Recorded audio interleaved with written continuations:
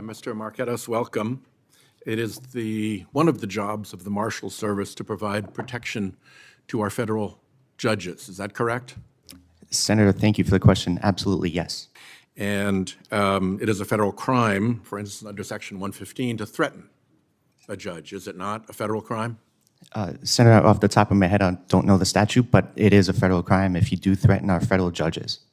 And it can also be an obstruction of justice crime to threaten a federal judge if the effort is to influence, intimidate, or impede the judge in the performance of his or her duties. Is that not also correct? Senator, not knowing intimately the statute, I would concur that any violation or threats against our federal judiciary should be investigated to the fullest extent possible. Well, here, that's a perfect segue, because what we have is a threatening statute, and we have an obstruction statute that focus largely on the immediate issuer of the threat, the person who sent the threat. But if you look behind those, we also have conspiracy statutes, 371, 372, and 373 to be more specific. And it is also a federal crime to conspire to threaten a judge, is it not? And also a federal crime to conspire to obstruct justice, is it not?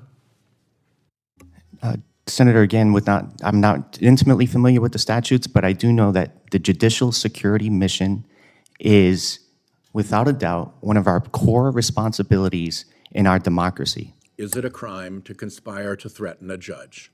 Senator, I'm not, again, too familiar. If the investigative facts that are presented to the U.S. Attorney's Office dictate that that individual or individuals have threatened the federal judge, then they will pursue charges. Well, if you don't know whether conspiracy to threaten a judge is a crime or not, you may also not know whether obstruction of justice is a predicate act for purposes of the racketeering statutes.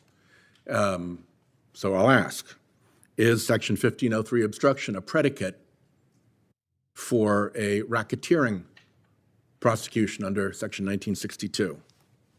Senator, again, I'm not intimately familiar with that statute that you're referencing.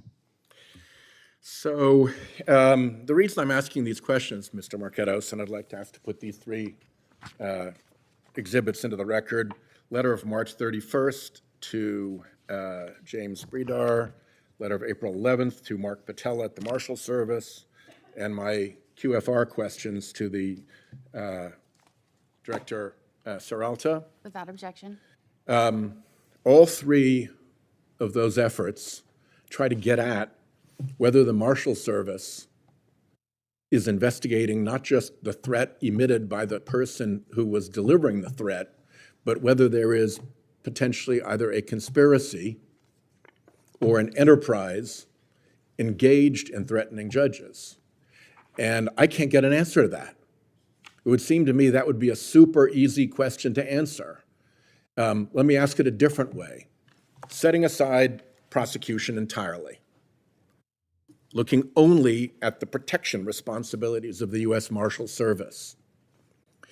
If the Marshals Service is unaware of a conspiracy to threaten judges or of an enterprise to obstruct justice, wouldn't that impede its ability to understand the threat environment and respond fully to the protection mission? Senator, I am not part of the Judicial Security Division, although I did spend many years in the Judicial Security Division. My current portfolio is the investigative operations functions of the Marshals Service. That doesn't necessarily touch the judicial side. However, I can tell you that with our Threat Management Center and our accountability that our Director Serralta has implemented and mandated, that the judicial security mission will come first beyond anything else.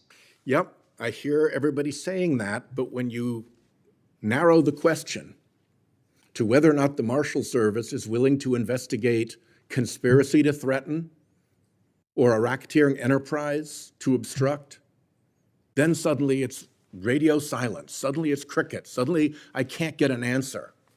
And it's my view that your responsibilities to the federal bench include fully understanding what the risk to judges is.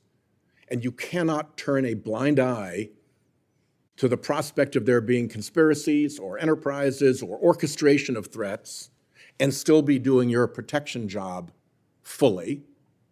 And to the extent you're back in your territory of doing investigations, it is in fact a crime to conspire to threaten a judge, and it is in fact a crime to participate in an enterprise with the predicate act of obstruction of justice.